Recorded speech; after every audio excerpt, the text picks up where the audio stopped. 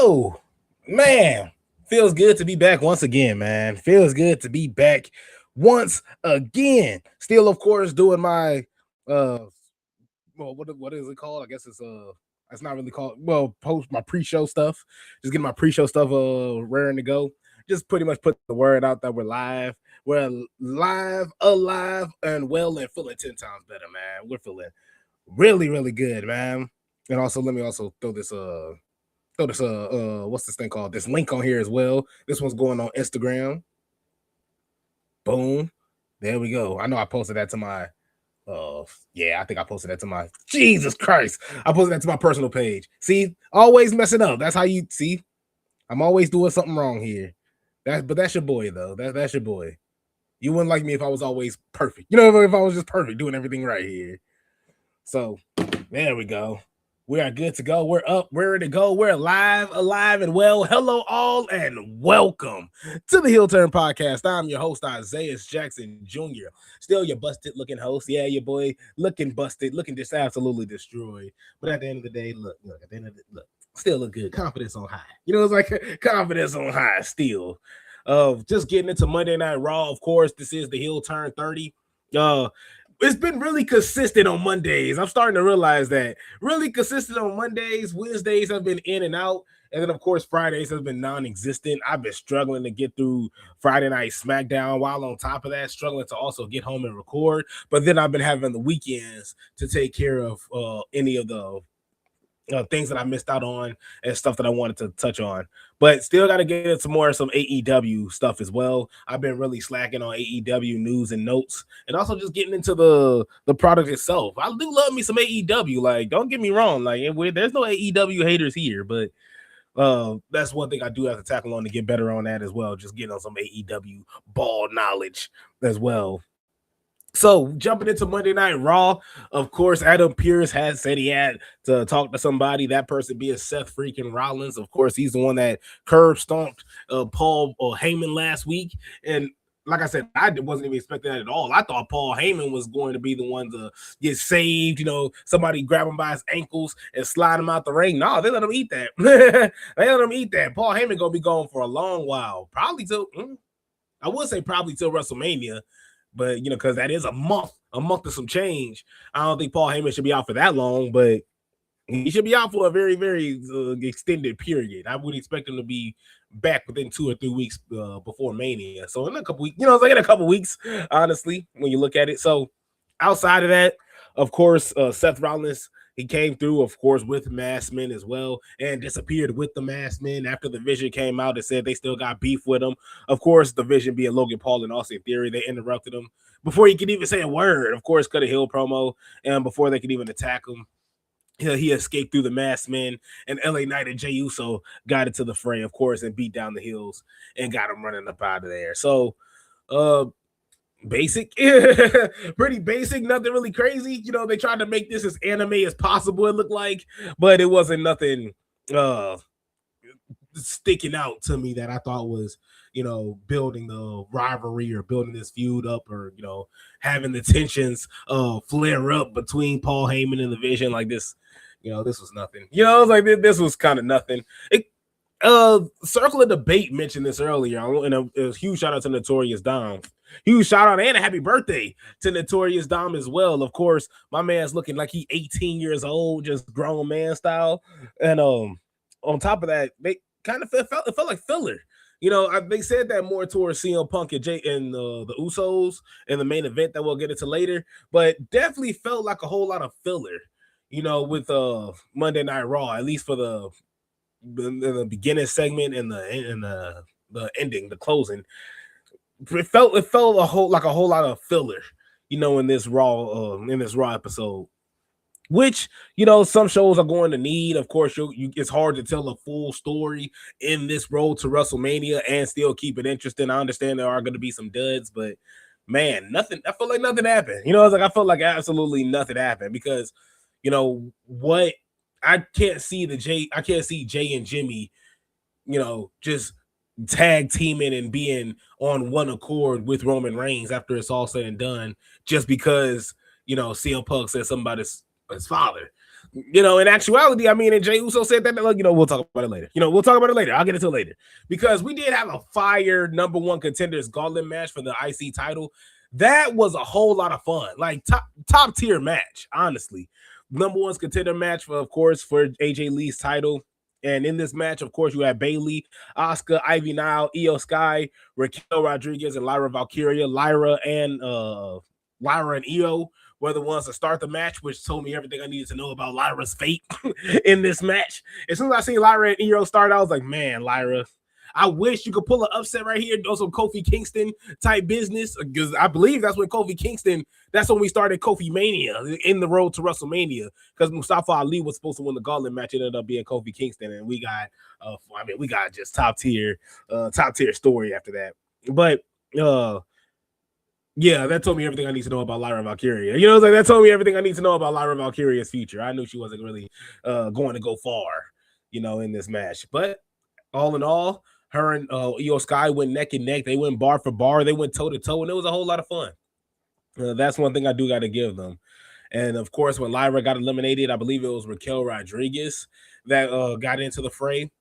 And even though she lost to Io Sky, she still beat down Io Sky. So Io Sky was pretty much just dead weight at that point in time. But when Ivy Nile's interest came in, Ivy Nile, all she has to do was just walk in, roll Io Sky pretty much a little in the middle of the ring because she was near the ropes. So all she has to do is just roll Io Sky away from the ropes, pin her, get out of there, sweep her out of there. Thank you, Raquel Rodriguez. Thanks for the assist. And so that's how Io Sky got out of there. She had to get saved in some way, shape, or form.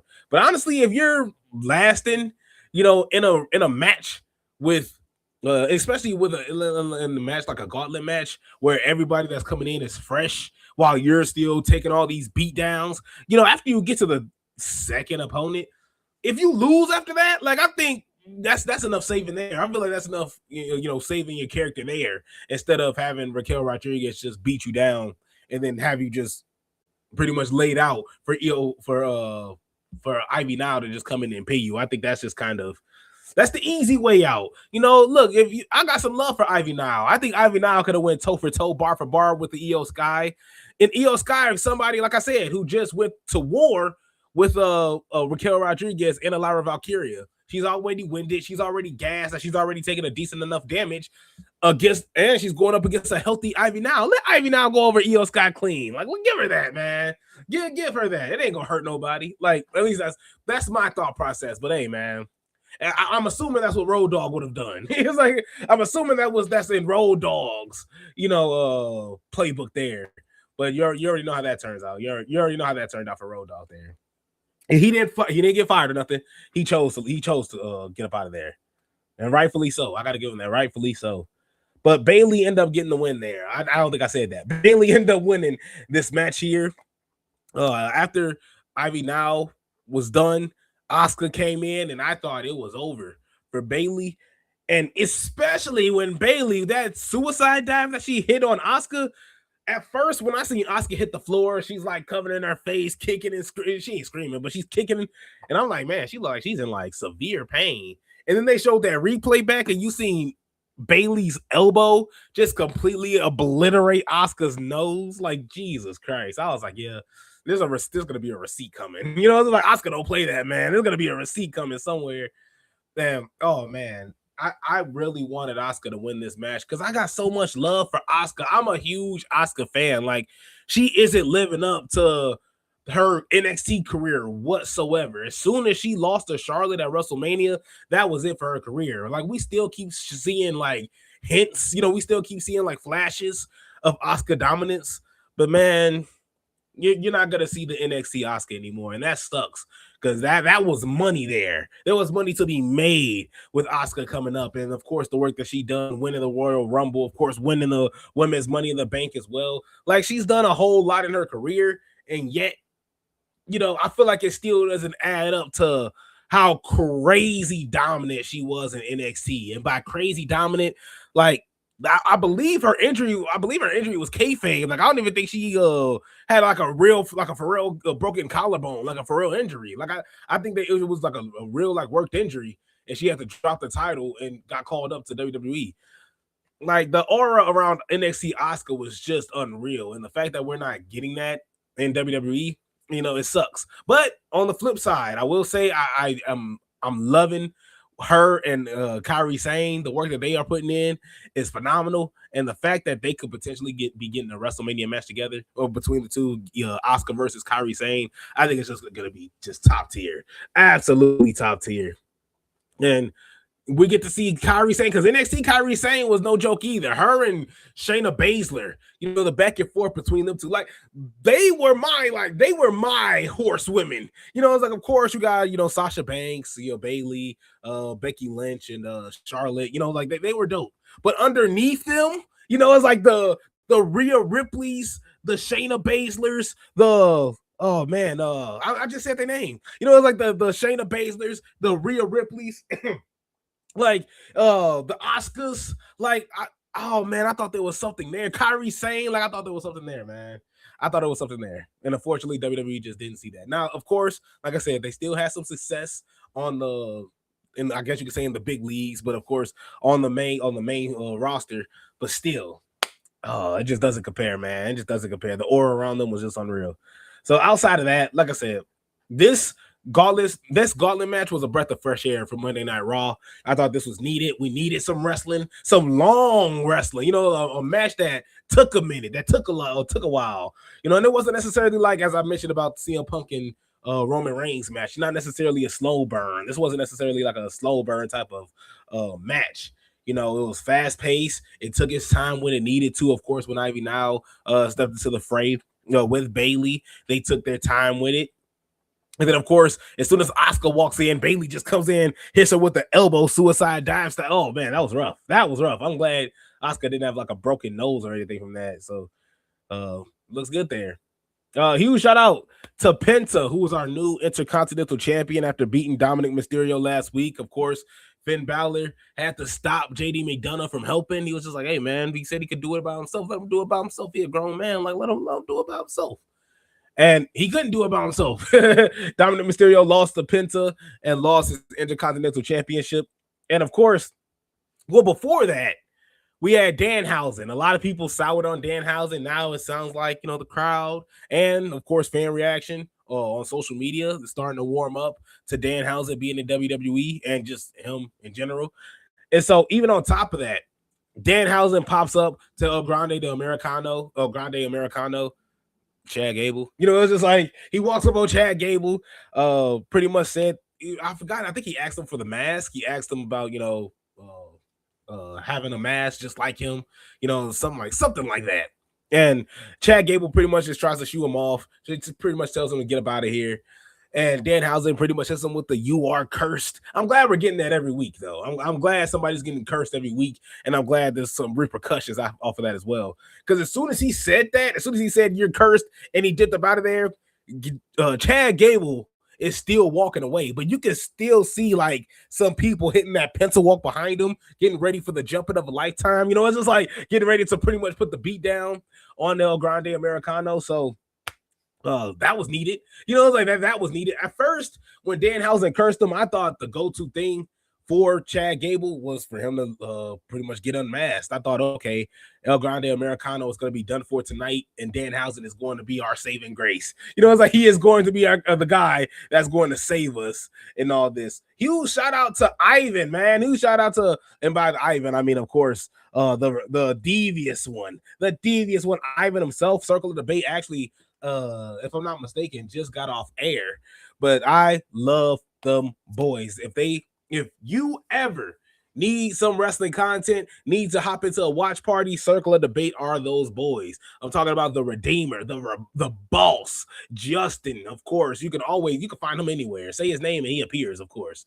And then, of course, you have the devious one, Ivan, the OPC, of just an absolute dog, and the notorious Dom. Like I said, just turned 18 today, looking younger than ever. Just a complete group of guys that are just top tier. And a huge shout out to Tim King too. Tim King actually hit me up, and I just completely missed out on it. I felt bad, but I've been watching the Tim King show, and the knowledge that he has on just sports and wrestling alike is just absolutely unreal. So love Circle of Debate. If you ever get a time or an opportunity to hop on YouTube, give them boys to subscribe, like, and share, and just tune in and watch those boys. Because like I said, it's just a whole lot of fun.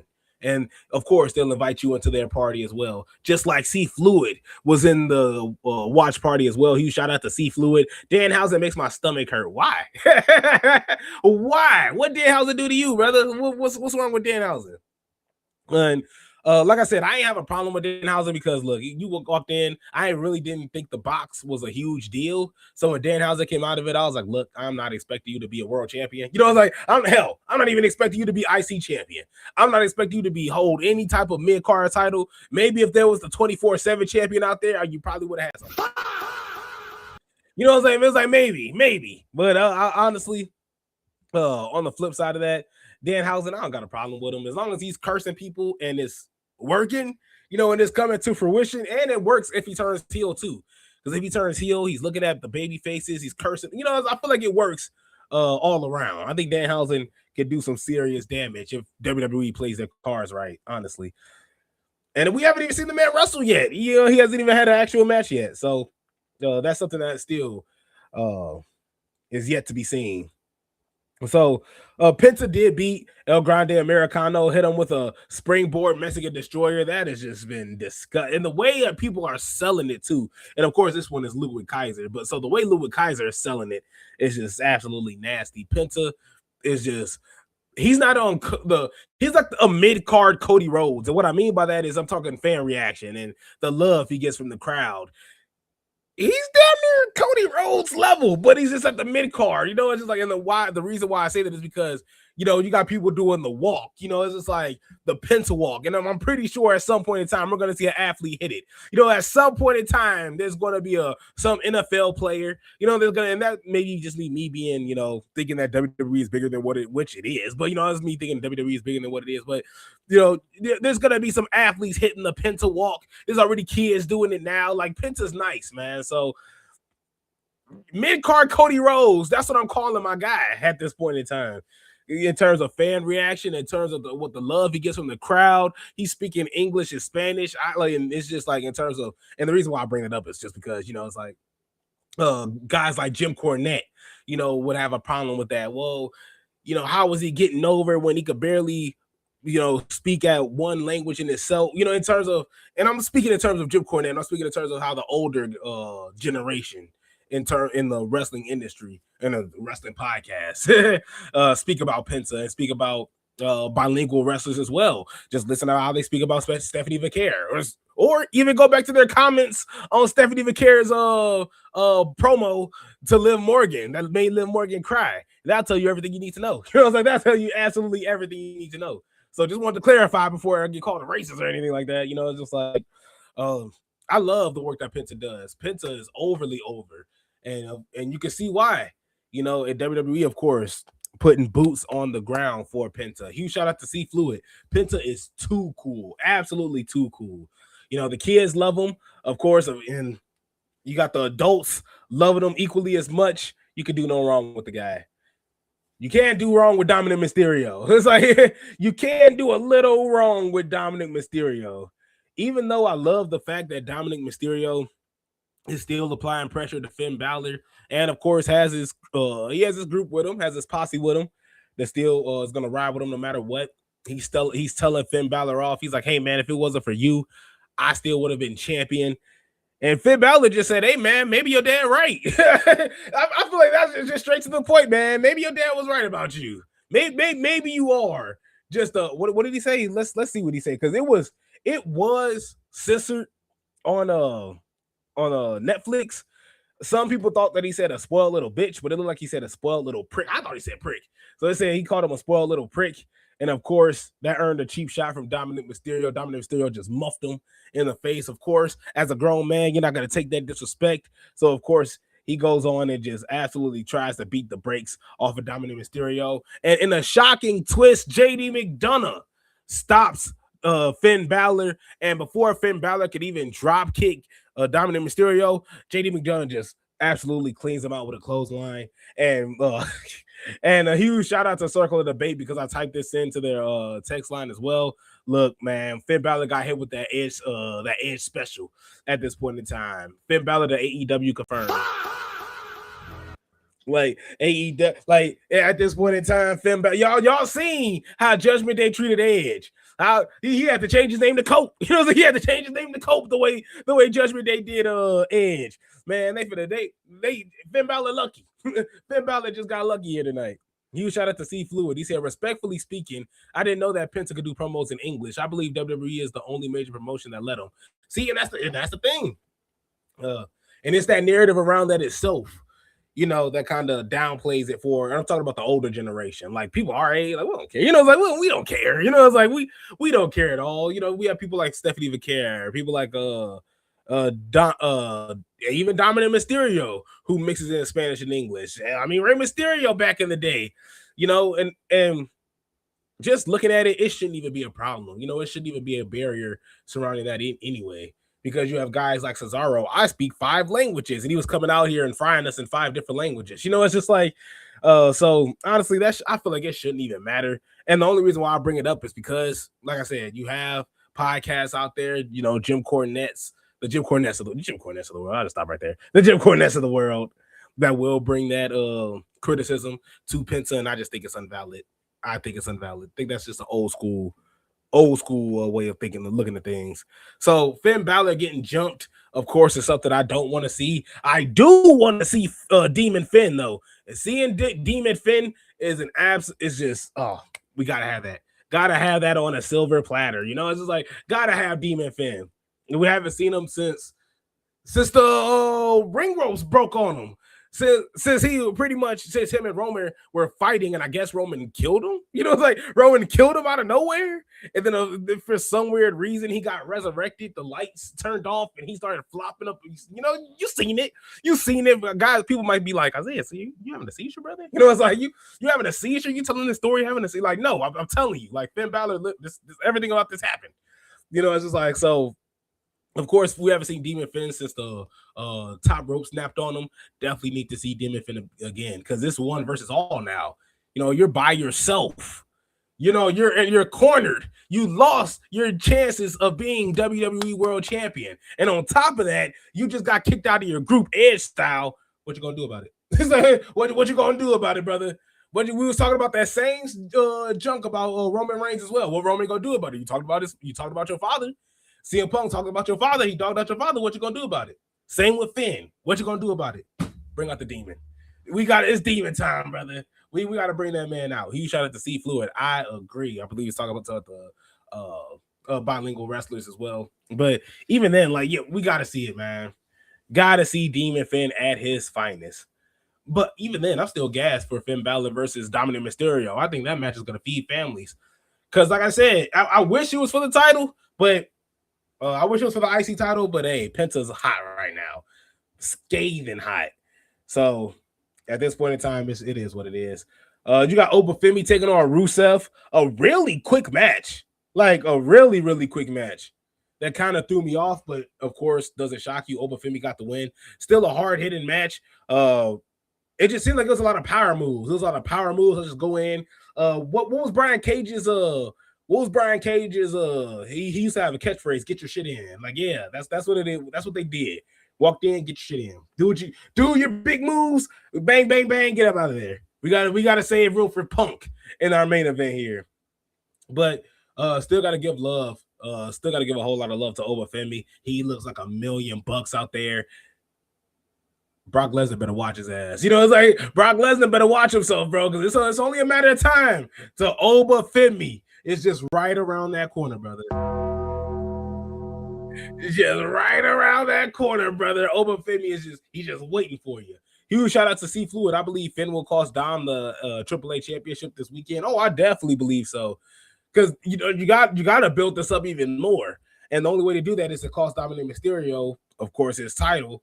And it sucks because you could cost him this title, and then you could go into WrestleMania fighting for the IC title. You know, I feel like that only makes sense there. But of course, you know, what do we know? You know, it's just like at that point, what do we know?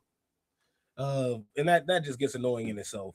But one thing that was really, really interesting to me, one thing that was really, really intriguing was Kofi Kingston and Javon Evans. Of course, Xavier Woods is injured.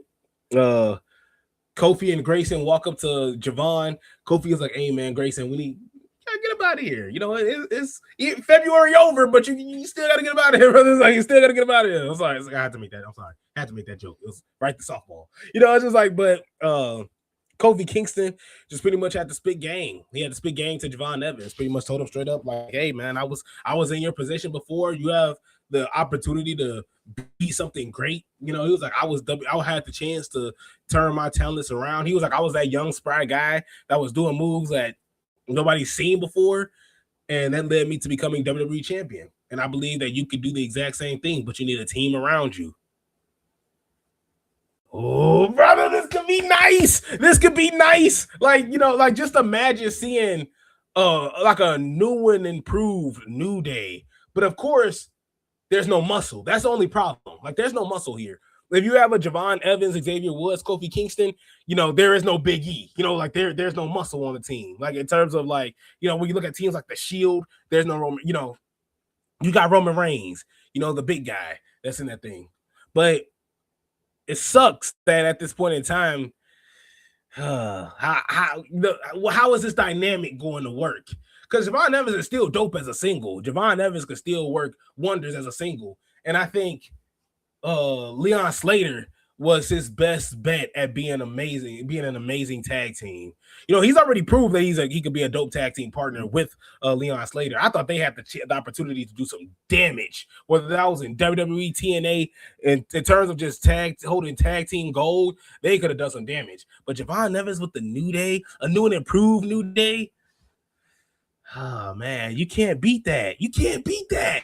And Javon's 21 years old. If it don't work, scrap it and just have him do something else. Like, it's just like Javon Evans. It's not a losing situation. There's no losing situation for Javon Evans here. At least in my eyes, I think Javon Evans can only improve and gain knowledge from Kofi Kingston and, of course, from Xavier Woods, who has not only spent time in WWE, but spent time in TNA as well, so knows a thing or two. Like, come on now. Like, whoever came up with this idea, it's like whoever made this move, I think they cooking right now. They doing some damage. Huge shout out to C Fluid. Rusev has done more jobs since coming back than a girl who works in the streets. Why you say that? how could you say that? Why you saying Rusev getting hold around? You don't mean that. You don't mean that. Rusev ain't getting. Don't do that. Don't do that to Rusev. But in actuality, it's true. I was just thinking that because when Rusev lost, I was like, man, what contract did you sign? It's like, what contract did you sign that made you so eager and happy to go to WWE and completely just look this rough? I was just like, Rusev ain't getting treated right, man. Rusev ain't getting treated right at all. And I don't know whose fault it is. I don't know. He signed the contract. It's like he signed up for this. This is what Rusev wanted to do. So honestly, like, I find it tough to have some sympathy for Rusev when you came back to this. That you came back to this. I don't know what was promised to Rusev, but I know, man, you are in the same position that you were in when you left WWE, and that's crazy. That's really, really crazy. Nothing gained for Rusev. And so this gets us to our main event, of course, the main event of the evening. And it gets us to our promo. It gets us to our, of course, CM Punk promo. The Jey Uso and the boys. The Usos. The Usos themselves came out and said that CM Punk gotta apologize, man. You talked about our uncle. That ain't gonna rock with us. This ain't even. And I like the fact that they kept bringing up, like, this isn't about Roman. You disrespected our family. So that's just how it is. Huge shout out to C Fluid. Respectfully, karma is real, sir. Oh yeah, 100%. Didn't want to lose in AEW. Yeah. Oh yeah. That's a good point. That man was mad difficult in AEW. And by mad difficult, you didn't want to get jobbed out. And now, This is gonna sound like I'm like a WWE shill. How do they call it? Like I'm just some WWE. What do they call it? Meat rider. You know what? Do I still got my sounder? Like I'm just some WWE meat rider. Boing, boing. You know, I'm not trying to sound like I'm all for Team WWE, but I do think that there's a huge difference from jobbing in AEW and jobbing in WWE. You know, I was like, I can see Obafemi, I can see Rusev wanting to lose to Obafemi rather than losing to sorry, Orange Cassidy. You know, I was like, I'm gonna be honest with you. Like, you know, I feel like Rusev would much rather would take the loss to the guys like the Obafemis of the world, like guys of who's next, who's up and coming. You know, it's like, okay, you pissed off Drew McIntyre, 1v1 against Drew McIntyre. You know, it's like you poked the bear against LA Knight, now you got to lose against LA Knight. You got to lose against Javon Evans. Hell, maybe you got to take an L against Javon Evans. Or maybe have a feud against Javon Evans, going back and forth with the boy. But honestly, I think it's totally different from Rusev doing that in WWE than going to AEW. All right, today you're going to lose to Speedball Mike Bailey. Nah, crash out, brother. Crash out. You got to crash out. If I'm Rusev, I'm losing the speed. Nah, get him out of here. Get him out. I'm out of here. What was my favorite quote from Stone Cold Steve Austin was when they said that he was going 1v1 against Brock Lesnar on SmackDown. And Stone Cold was like, is that what we're doing? And they were like, yeah. He was like, no. I meant, if that's what we're doing, I ain't fucking coming. He was like, if that's what we doing, I ain't showing up. I ain't gonna be here. In the words of not Doc Rivers. In the words of Magic Johnson, I ain't gonna be here. Like, he was like, I ain't gonna do that. Bro, you see, Fluid, you need to stop this, bro. You need to stop. I'm trying to be nice. I'm trying to be nice here. He says, I only remember the Rusev losing once in AEW, and that was to Sammy. And then he goes, Rusev is getting slutted out. Come on now. You're making him sound like, is he sexy red? Is he the sexy red of WWE? Is that what we call it, Rusev? We call it Rusev the sexy red of WWE? We ain't finna do that to Rusev. Come on now. This disrespect needs to stop. This Rusev slander has to go somewhere, man. I'm sorry. But oh man, see where we were at. Fluid, you got me messed up, brother. You got me messed up. You bogus for this. Hell, here's where you should go. It's like hell is where, because if it wasn't that, I'm telling you, it was CM Punk being old. And I'm glad I used that as well, because people are hot. Matter of fact, let's go on TikTok here, because TikTok has been really, really fun and giving me my opinions, giving me their opinions and telling me what I, don't know about wrestling and whatnot. So just off rip, let's go to the comments that we got early today about CM Punk and Roman Reigns putting on a 2-star match. Punk was barely keeping up with Finn. I do agree with that. He shout out to Lucky Lefty.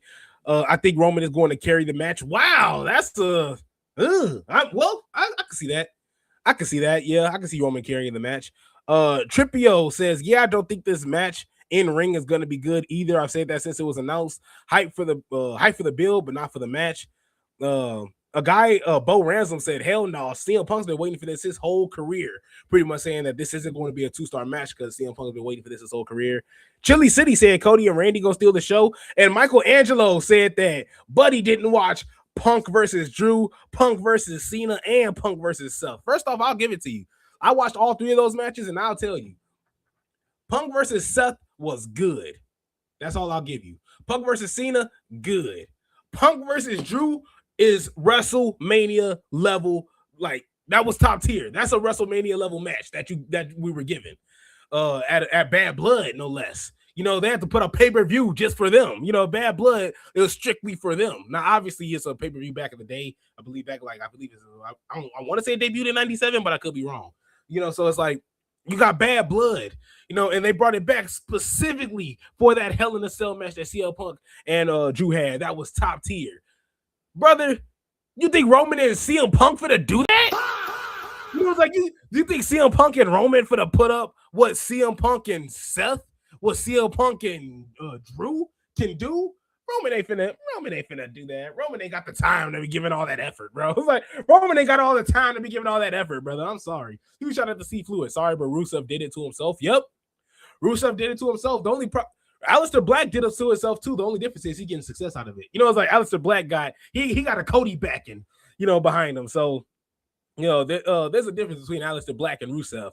Aleister Black came back and is getting everything he's wanted. He's working with his wife. He's probably getting not a lot of creative control, but he's talking about what he's wanted to do in AEW. It looks like he's doing that now in WWE. So, man, he's living his best life. Rusev, man.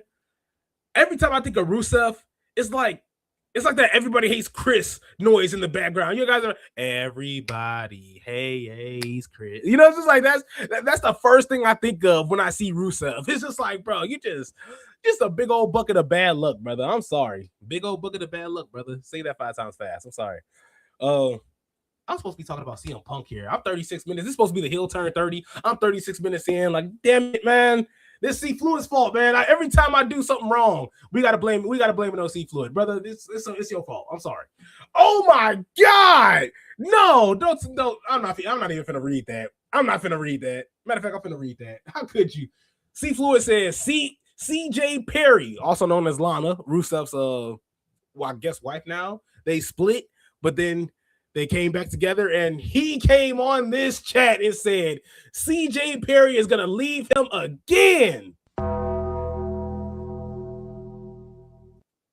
Hell is where you need to go, bro.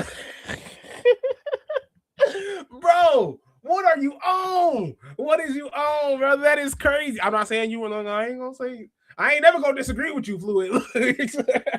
I'm gonna say you wrong. I ain't gonna say you dead wrong, brother. I'm gonna say you wrong. I never gonna say you dead wrong at all. Look, you shout out to C Fluid. I'm sorry, sir. Never sorry, brother. I love going off the rails with you. Too much fun. Especially Sunday. Sunday was just absolutely like it wasn't yesterday. Yesterday was a whole lot of fun. Yesterday was top tier content with the boys. But CM Punk got jumped. The Usos wanted an apology from Punk, and Punk wasn't going for it. And I'm glad that he stood on 10 toes and was just like, I ain't giving y'all no apology. Like, I'm sorry that Roman got y'all brainwashed. It is what it is, and he left it at that. And I like that. I really, really like that, and I appreciate that from CM Punk, that he stood on his 10 toes and was just like, hey, man, I'm not apologizing. And if you got a problem with that, I got two words for you at this point. But CM Punk coming into the fray, getting jumped by the Usos as well. Something that you don't want to see, of course. But CM Punk, you kind of had you had it coming. You had it coming, my brother. You talked about my man's father. And of course, he has a plethora of cousins. But CM Punk had a point, though. He's like, so Roman can talk foolish about Dusty Rhodes. He can talk foolish about all these, legends. But I say something about his dad, and now the cousins are after me, doing Roman's dirty work after saying that they not under Roman and this, that, and the other. Like, come on now. Like, CM Punk has a point. Like, CM Punk, he is getting on my nerves. Like, CM Punk is getting on my nerves. I'm still, look, I can admit when I love a wrestler and I love a character, and at the end of the day, they still could bother me. It's just like CM Punk, he could go out there all day and be like, I'm here for you guys, and I'm here to tell you what you guys want. And then he's just like, but I'm the money maker. I'm the big guy. I'm the black sheep. I'm the guy that's running things around here. And if you don't like it, beat me in the back. It's like meet me in the back in the locker room, and we can handle this. Like, it's just like, brother, relax. It's just like CM Punk is our Bret Hart. If I'm gonna be honest with you, like, CM Punk is our Bret Hart. And the reason why I say that is because, like, listen to how serious Bret Hart took the business back in the day. Like, and I'm not even trying to meat ride CM Punk, but like, Bret Hart took this overly serious. And you hear guys like Jim Cornette, Shawn Michaels, legends in the wrestling industry talk about how serious Bret Hart was. And even Jim Cornette made a comment. Jim Cornette said that he really took for granted how serious Bret Hart took the wrestling industry, because now nobody takes it serious. Like now everybody is just like, BSing. But he's like, Bret Hart, man, like, he took his character, he took himself, and he took the wrestling industry serious. And that's what you need to then see. That's CM Punk to a T. CM Punk isn't gonna let you as he said, mess up his box office, mess up the money that he's making off his head, off his name, which is true. And Bret Hart is that exact same way. The parallels are just unreal. CM Punk takes this overly serious, and you can say the same thing with Bret Hart as well. CM Punk, in terms of how he handles the wrestling industry, how he takes care of the wrestling industry, and of course, how seriously he takes the wrestling industry, it's hard to not make that Bret Hart comparison, honestly. And a huge shout out to C Fluid. He says Punk has a point, but he's too slick in the mouth. Exactly. Like, two things could be right at once. I can love CM Punk and still see people talk shit about CM Punk and be like, I mean, you're not wrong. It's just like, you're not wrong. I gotta understand why people hate CM Punk. I know I can understand wholeheartedly why people have a problem with CM Punk. But at the end of the day, I'm not gonna say, hey, you're 100% wrong and you should apologize and you're 100% wrong and you're like these Roman fans, not Devin the Tribal Chief, not Devin here. These guys are excluded, but there's a lot of Roman fans that are just absolutely me. It's just like you can't even hear them because they got it so deep. Boing, boing. It's bad. Like, it's bad. Some of these Roman fans, but like at the end of the day, Roman does wrong. Roman does wrong. It's okay to say that Roman does wrong. Like, it's okay to say that Roman doesn't show up. It's okay to say that Roman is absent. Roman is that. He's like that. You know what? I'm gonna stop because it was gonna get brutal, but I'm gonna say it anyway. Roman is like that. He's like that absentee father. And a lot of them are just like, Daddy, when are you gonna be home? Oh, I'm gonna be home. I'm just getting milk. It's like, I'm getting some Tribal Chief milk. I'll be right back. But he's just gone for so long. You don't know what the man doing. But every time he come back, I'm here for good. Just best believe I'm here for good. I'm here for the long term. But I gotta go back and get this Tribal Chief milk again. I gotta go back and get this Tribal Chief milk again. But it's just dirty. It's dirty. And so, you bogus, C Fluid. You shout out to C Fluid. Have you ever seen the pic of Bret Hart with salt and pepper? Of course I've seen it. Of course I've seen it. And by the way, Bret Hart has always had some flavor. Bret Hart always has some.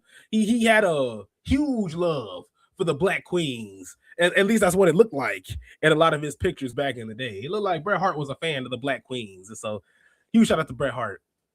That was raw. That was raw. We went on a whole tangent. We on a whole tangent. Huge shout out to C Fluid. Does Devin the Tribal Chief still says for your pleasure? I don't know. That's a good question, man. That's the thing. I love Devin the Tribal Chief because when me and Devin first started the podcast, the first two people that would text in, or the first two people that we met that would actually interact with us and talk and come on the show and actually have a 1v1 with us they were called Clark Street at beforehand, but Clark Street Wrestling, that was Devin the Tribal Chief now. And then of course we had Justin. And then Justin was like, hey man, I'm on Circle of Debate. You got to meet these guys. And then me and Devin hopped on, and it was just classic. So top tier stream, of course. Huge shout out to C Fluid. Great stream, sir. Of course, it's great when you're on it, and of course, living the dream with you as well. I'm not gonna be on tomorrow, of course. Tomorrow is gonna be NXT. There's gonna be a watch along with Circle of Debate. You can watch them because those boys they just do a crazy amount of work. Oh, that's what I'm gonna keep mentioning. I'm gonna keep mentioning this until it annoys the mess out of y'all and until I actually do it as well. So after WrestleMania, I'm gonna be working up until WrestleMania. So I already worked on the logo. The logo's already done, and it's literally I just changed the image in between it. I just put me and Devin. I put me through the table. I just had to show Devin's true colors, And so I'm looking to change everything up a little bit. I'm looking to now. This is gonna stay the same, but in terms of the intro, in terms of having other intros as well throughout the show, I'm looking to do a whole lot after WrestleMania. So actually after WrestleMania, you should be seeing a brand new intro, like the very next show. So that's one thing I'm actually pushing for. That's one thing I'm looking forward to do as well. I'm actually looking forward to get with Devin as well to get that situated. So be on the lookout for that. Thank you guys so much for tuning in. My little Caesar's on the way. Y'all already know, man. That's just top tier. It's just top tier pizza. When you need pizza in the pinch, and of course, for what? When I was in high school, it was $5.17. So Now it's sitting at a pretty like what 741. You know, it's just like that's 741 instead of going to Papa John's, who except for the carry out deals like 9.90. You see how much I order out? You see how much I get carry out or how much I DoorDash or whatnot? You know, you got Papa John's, it's like 9.99 if you go walk in and get it. But if you don't, it's $20 if they DoorDash it. Little Caesars, nah, brother. It don't matter what it is. $7. Selling $7 off rip, and you're good. Don't do that. You better than that. He said you better than that. Don't do that. No. Little Caesars is top tier. I'm putting Little Caesars. Now, Papa John's, I still like Papa John's is like my all-time pizza. Like I can't go without Papa John's. Like Papa John's is just an all-time classic pizza for me. But right now, right underneath it is Little Caesars. Now I got to give it to Arizona though, because Arizona had this place called oh man, what was it called? Because Bosa's was the, I believe it was called. Well, Bosa's was the I think Bosa was the donut shop. If Bosa was the donut shop, there was a, oh man, I forgot what the pizza spot was.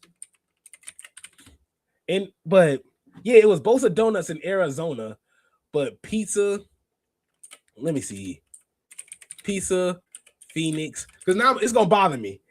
Pizza, Phoenix, Arizona. Because oh my goodness, I'm so like, it wasn't called the Parlor. I'm not saying it was the Parlor. I don't want to go and say the Parlor.